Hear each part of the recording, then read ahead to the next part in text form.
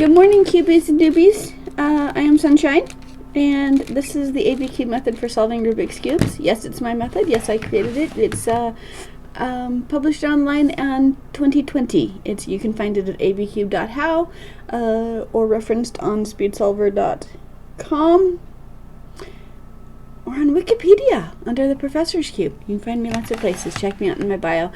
Good morning. Today's Wednesday. Everybody having a good day? I wanted to scramble some more cubes. Yesterday I talked about parodies because someone on Tuesday said that my two formulas wouldn't handle parodies, which is absolutely true and false. Because parodies need a long, horrible algorithm to memorize, or two or three, depending on what your parody looks like, which is a lie, because parodies are all caused by one thing, which is a center being 1/4 turn off.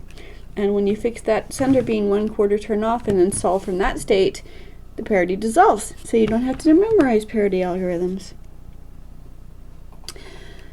So fun deal. I was going to create a parody here. We think parodies only happen on larger than a 3x3 because on a smaller cube you can see what's happening. Well, that's true. But mostly what it really is on the smaller cubes you're not emotionally invested in what you've already solved, so you're not afraid to make that turn. For example, okay, let's see.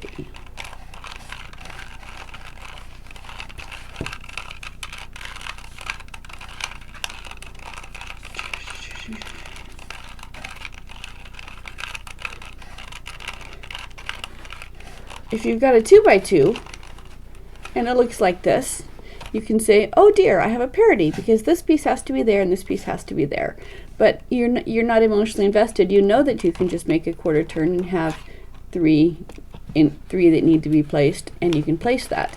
But when you have a larger cube, like, oh, everything's done except for the last two pieces, you want to figure out how to do those last two pieces without messing up the ones that you've already done. But the fact is that the ones that you've done are in there. Some of them are in an incorrect place because if not, it would have been solved.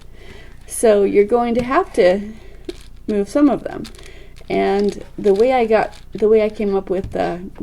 out what the parodies are lies is I took the parody algorithm and I wrote it down on a piece of paper, and then I translated it then I treated it like an algebraic equation and said, what is really happening here?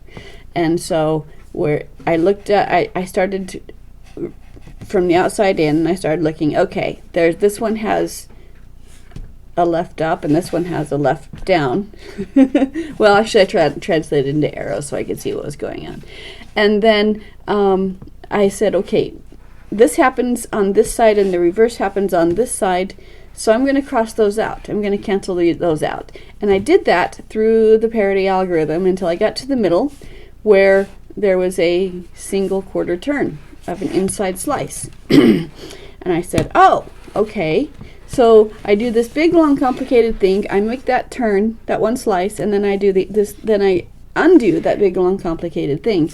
And so, so I'm like, I wonder if there's something there.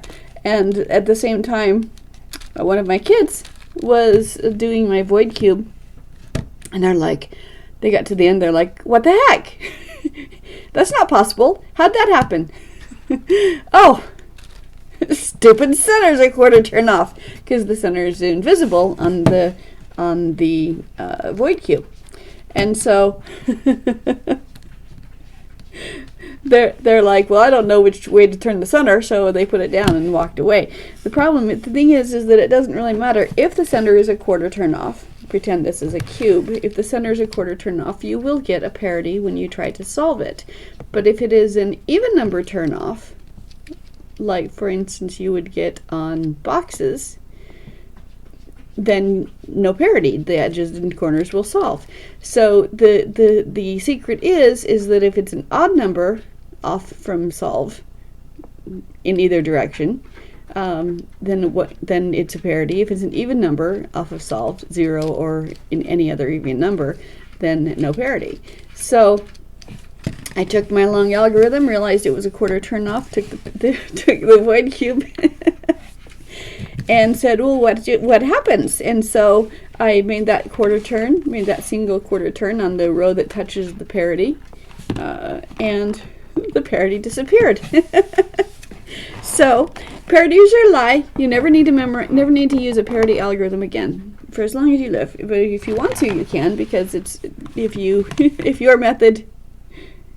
a speed cuber and your method is to get parities and solve them, then you can do that. But I work from the outside in, so if the parity shows up, I solve it immediately and continue on, and I don't ever have to deal with the parity algorithms, which is one of the reasons why I do the centers last. But this formula method works whatever order of operations you do. There does not have to be an order of operations. You can do center out, outside in, whatever you want to do, because A and B only alter the pieces that you want to alter. The only exception there is that single quarter turn, which I did to undo this parity, which means that you do have to set the centers after you make that single quarter turn. But if you haven't set the centers yet, it doesn't matter. It doesn't show up. So, good morning, you guys. How are you all doing? I'm going to demonstrate that you can create a parity. Actually, in chatting with my Facebook friend, Jeffrey Varasano. I'm popular today. My phone is chirping. We have a kitty cat. We might be invaded. Someone told me after I published this method, they said, that looks like the Varasano method from the 80s. And so I'm like, what's the Varasano method from the 80s? So I looked it up and realized that was Jeffrey Varasano, the first contestant winner, the first speed solver winner that I watched live on TV. I'm like, oh my goodness. What a compliment. So I messaged him on Facebook and we became Facebook friends. He told me about the time that he was that when the 4x4 first came out, and he was invited to the con because he was the world record, he was the record holder, and so they showed him the 4x4 and he played with it for a while at the con, and he played with it long enough to realize, oh, sometimes there's a parity.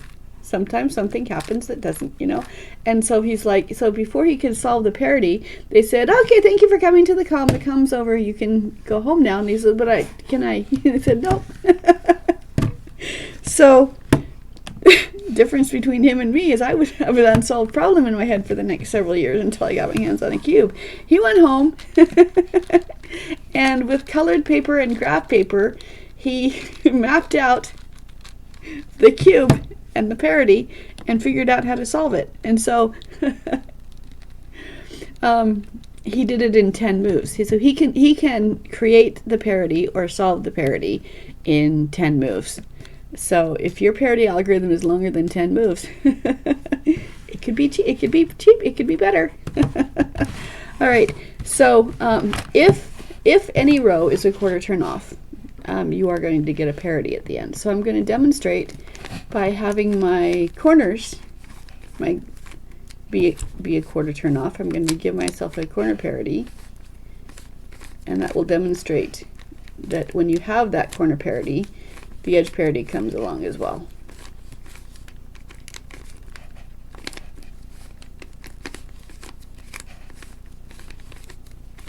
Okay, so I've just created a corner parity because these two are wrong. So I'm going to set the edges as if I did not know that parity was there, and I'm solving my cube, la-di-da-di-da. See. So this is blue. So this side is black.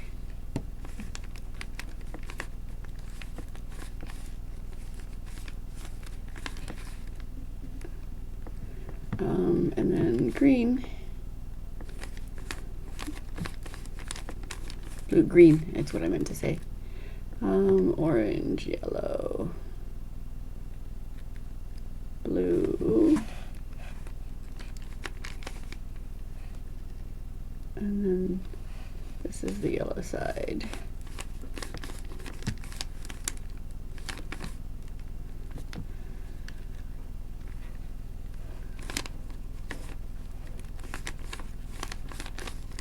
I'm ignoring my corner parity.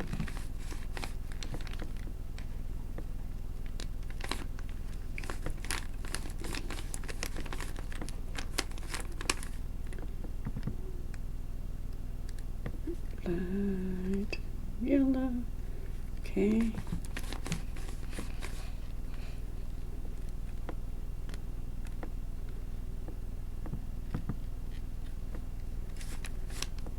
All right, so I'm going to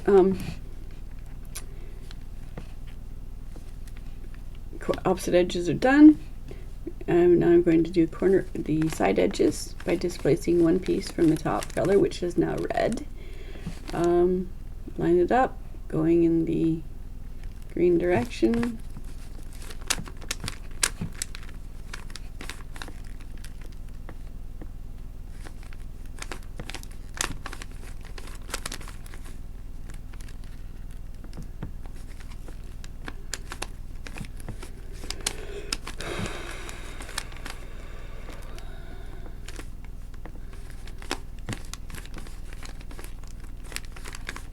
Okay, so when I have a corner parity, because this piece goes here and this piece goes here, you can never have just one parity on a cube as long as you can see. So this parity resulted in the edge parity as well. So if you on a 3x3, if you have one parity, you'll have two parities. So so the corner parity, of course, the center parity, of course, would be solved by turning the center a quarter turn, which would give me one solved corner, one solved edge, and three unsolved edges. So you can create a parity on 3x3, but you cannot create one parity. You can only create two parities, and it's the same on any other cube. That the parity is a lie. One quarter turn undoes your parity, and so no, my formulas don't handle parities because you don't have to handle parities. Parities are gone. Sorry for my rant there. That was fun. Okay, so A and B. For A, you hold your cube as if it were a spreadsheet with rows and columns. You hold your cube, look at the front face as if it were a spreadsheet with rows and columns. And the four moves, I started off with 3 arrows because I was dealing with a 3x3, and then I went to 4 arrows because I was dealing with the 4x4, and I said, that ain't going to work for this cube. So I was able to narrow it down to 2 arrows that can apply to any cube because those arrows represent, the arrow represents a single move you make, and the line represents everything else. So you're only moving 1 row, 1 column for A, 1 row, 2 columns for B. And what that does, if for A, it'll either swap these 2 corners. If you're using the bottom row right column, it'll swap these 2 corners and twist them as they go around. And if you apply it to the center, then to the absolute center, then it would be this row and this column, and that would give you boxes.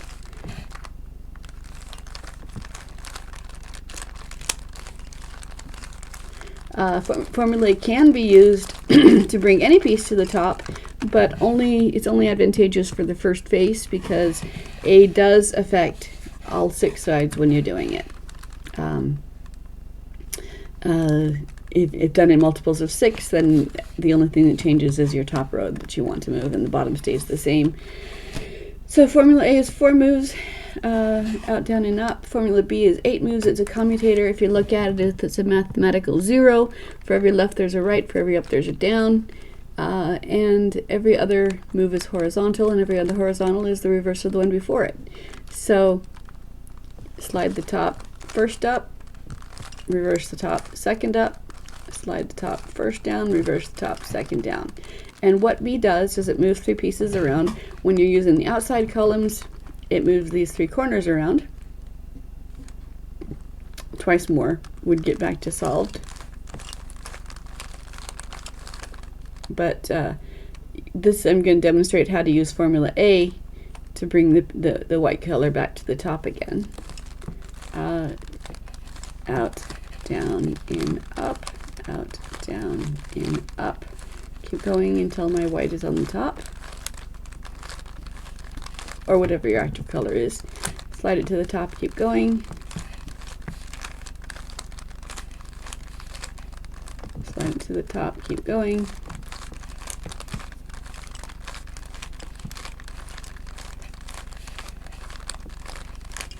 And in bringing my color back to the top, the bottom did not get the bottom.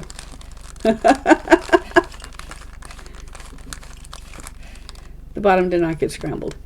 And then so looking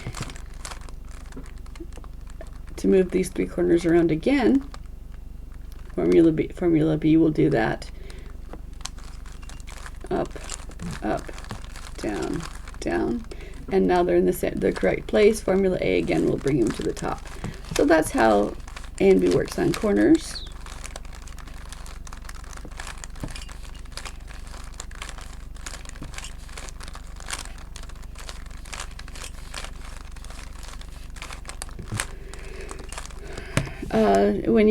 When opposite edges works on corners. Outside edges works on corners. Outside and inner column moves the edge pieces around, and 2 inner columns moves the centers around. So if I wanted to move this piece to the top, I would line it up so it's advantageous. Then I go up, move to a separate column, second up, reverse down, and it moved the piece to the top.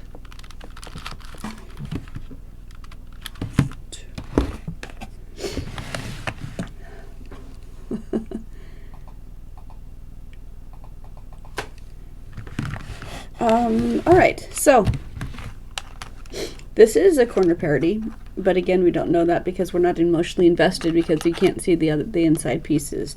So a single quarter turn on the top would undo the parity, and you have 3 pieces that you can move. The way I do that when I'm working with centers, though, is instead of just making the single turn and doing it, is I put the matching side to the back.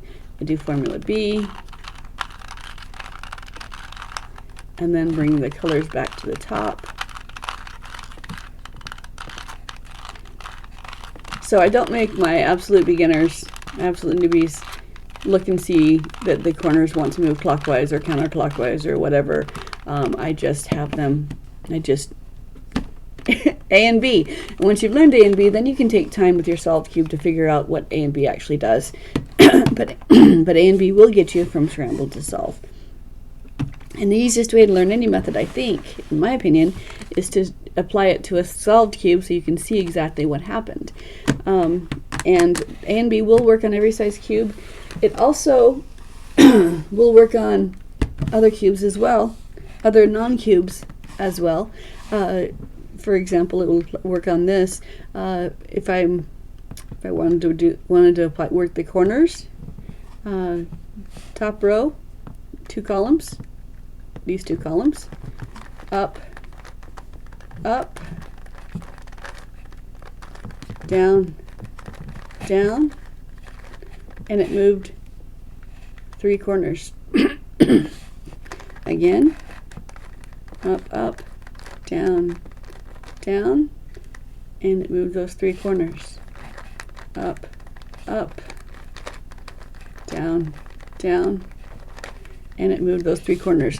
The difference being, when you want to work on the absolute edges, if I apply formula B to this column and this column, it's going to have some unintended consequences.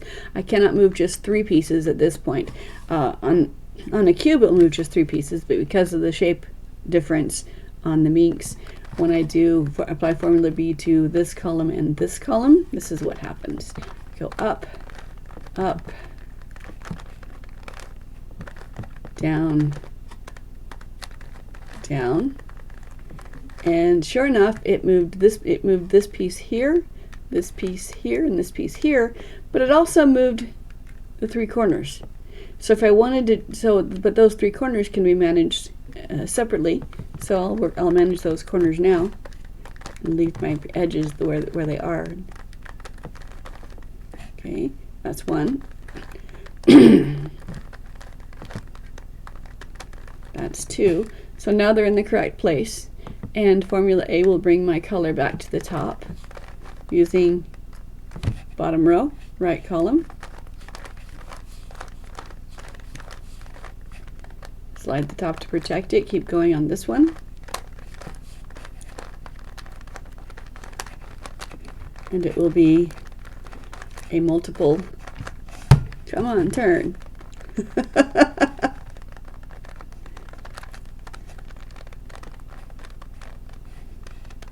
Down, in, up, out, down, in, up, out, down, in, up. And a multiple of 6 meant that nothing else changed. Set the top and keep going. So you can move just 3 pieces, just the three edge pieces. But like I said, it has unintended consequences. So if you're working with this cube, you would want to solve the tips of your star first, so that you don't really, so that the unintended consequences, you haven't solved them yet, so the corners haven't been solved yet, so it doesn't matter that you're messing up the corners. So working on the tips will alter your corners. So if you do the tips before you do the corners, then everything is fine. So the difference between the cube and the minx is there's an order of operations. You do the tips first, and then if it's a larger cube, then you do the arms of the star second. And then the rest of the corners and the other centers and the other edges, the Formula B operates the same way. It doesn't mess up anything else. So to fix this, I would swap these 3 corners again, these 3 edges again, twice more. Okay, once more.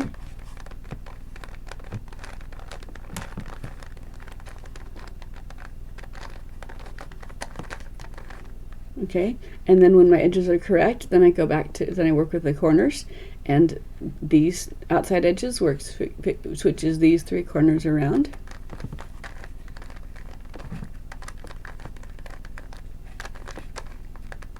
And when they're in the correct place, A switches the top. So the bottom row, right column.